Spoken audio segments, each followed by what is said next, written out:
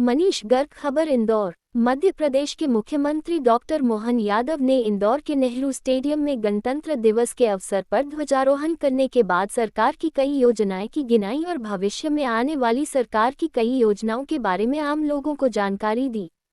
उन्होंने परिवहन से लेकर किसानों, युवाओं को लेकर सरकार की योजनाओं के बारे में जानकारी दी।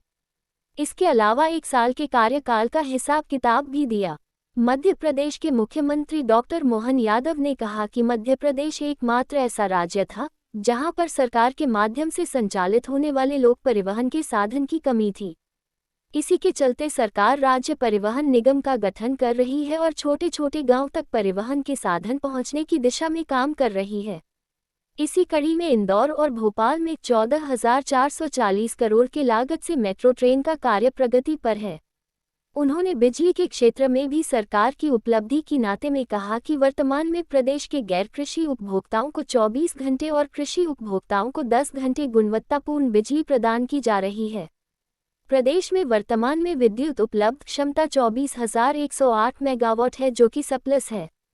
उन्होंने कहा कि ओंकारेश्वर फ्लोटिंग सौर ऊर्जा परियोजना के माध्यम से 278 मेगावाट का उत्पादन प्रथम चरण में ही शुरू हो गया है। 1450 किलोमीटर लंबे श्रीराम पथ गमन का निर्माण। मुख्यमंत्री डॉक्टर मोहन यादव ने अपने संबोधन में कहा कि प्रदेश में 1450 किलोमीटर लंबे श्रीराम वन गमन पथ का निर्माण किया जाएगा। इसके अलावा भगवान श्री कृष्ण से जुड़े विभिन्न तीर्थ स्थल सांदीपनी आश्रम, नारायणा गांव, जानापाव, अमझरा को जोड़कर श्री कृष्णा पाथेय का निर्माण भी किया जाएगा। इसके लिए सरकार ने राज्य में श्री कृष्णा पाथेय न्यास का गठन कर दिया है। पर्यटन की दिशा में उठाए कदम। मुख्यमंत्री डॉक्टर मोहन यादव ने अपनी सरकार के 1 साल के कामकाज को गिनाते हुए कहा कि प्रदेश में पर्यटन के नए आयाम मिल रहे हैं। इंदौर, ग्वालियर, जबलपुर, भोपाल, सिंगरौली, उज्जैन, खजुराहो के मध्य पीएम श्री पर्यटन वायु सेवा का संचालन शुरू हो चुकी है। शराबबंदी को लेकर दिया बयान। मुख्यमंत्री ने कहा कि राज्य की धार्मिक नगरियों में शराबबंदी का निर्णय हो चुका है। जिला, विकासखंड, तहसील, अनुभाग के पुनर्गठन के उद्देश्य से प्रशासनिक पुनर्गठन आयोग का गठन भी किया गया है। उन्होंने अपराध मुक्त मध्य प्रदेश को लेकर भी बयान दिया। देशवासियों, भारत के 76वें गणतंत्र दिवस के मंगल अवसर पर आप सबको हार्दिक बधाई एवं शुभकामनाएं। आज राष्ट्र के जन गण मन में देशभक्ति और देश के लिए गर्व का भाव सशक्त हो रहा है। यशस्वी प्रधानमंत्री श्रीमान नरेंद्र मोदी जी के नेतृत्व गुण के फलस्वरूप यह संभव हुआ है। आज संपूर्ण विश्व में भारत की गरिमा और साख बढ़ रही है। गणतंत्र दिवस की वर्षगांठ पर राष्ट्र की स्वतंत्रता के लिए शहीद राष्ट्रभक्तों और ज्ञात अज्ञात सेनानियों के चरणों में विनम्र श्रद्धांजलि। आज संविधान निर्माताओं के प्रति भी कृतज्ञता ज्ञापित करने का दिन है। संविधान सभा में मध्य प्रदेश के महू नगर में जन्मे बाबा साहब डॉक्टर भीमराव अंबेडकर जी की प्रारूप समिति के अध्यक्ष के नाते अविस्मरणीय भूमिका रही है। हमारा संविधान गौरव और स्वाभिमान के साथ हमें अपने अधिकारों और कर्तव्यों का बोध भी कराता है।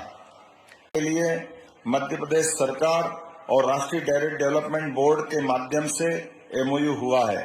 वर्तमान में प्रदेश के लगभग 6,000 गांवों में प्राथमिक दुग्ध समितियां हैं। प्रदेश के समस्त गांवों के लिए दुग्ध समितियों को गठन करने का लक्ष्य हमारी सरकार ने रखा है। सांची ब्रांड को और मजबूत किया जा रहा है। मध्य प्रदेश में देश के कुल दूध उत्पादन को बढ़ाकर 20% तक करने का भी हमारी सरकार ने लक्ष्य रखा है। सरकार का प्रयास मध्य प्रदेश को देश की डेयरी कैपिटल बनाना है। राष्ट्रीय डेयरी विकास बोर्ड के अनुबंध से राज्य के पशुपालन एवं डेयरी विभाग के माध्यम से सहकारी प्रणाली भी सशक्त होगी। प्रदेश के सभी जिलों में गौशालाओं का सुचारू संचालन होगा। प्रदेश के बड़े नगरों में आधुनिक गौशालाओं का निर्माण किया जाएगा। यशस्वी प्रधानमंत्री श्रीमान नरेंद्र मोदी जी के द्वारा ग्वालियर में 10,000 से अधिक गायों की एक सक्षम आधुनिक आत्मनिर्भर गौशाला का प्रारंभ हम करा चुके हैं। धीरे धीरे करके हमारे राज्य के बड़े नगर निगमों में इंदौर, भोपाल, उज्जैन, जबलपुर इत्यादि स्थानों पर भी इसी प्रकार की गौशालाएं बनाने का निर्णय हमारी सरकार के द्वारा करवाया गया है। मुझे इस बात की प्रसन्नता है, पशुपालकों और किसानों को गौपालन प्रोत्साहन देने के लिए 10 गाय से ज्यादा पालने पर सरकार अनुदान देने का विचार कर रही है। पंजीकृत गौशालाओं में भी प्रति गोवंश मिलने वाली 20 रुपए आहार राशि बढ़ाकर 40 रुपए करने का हमारी सरकार के द्वारा निर्णय किया गया है। इसलिए को होने वाली 24-25 फरवरी को होने वाली ग्लोबल इन्वेस्टर समिट की तैयारियां प्रारंभ कर दी गई है।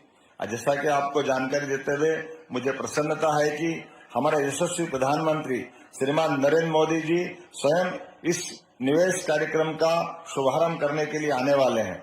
मध्य प्रदेश में गत 1 वर्ष से औद्योगिक विकास और निवेश संवर्धन के निरंतर प्रयास हम चला रहे हैं, जिसके माध्यम से युवाओं को अपनी बौद्धिक क्षमता के साथ साथ स्किल डेवलपमेंट के माध्यम से बड़े पैमाने पर रोजगार के अवसर प्रदान किए जाएंगे।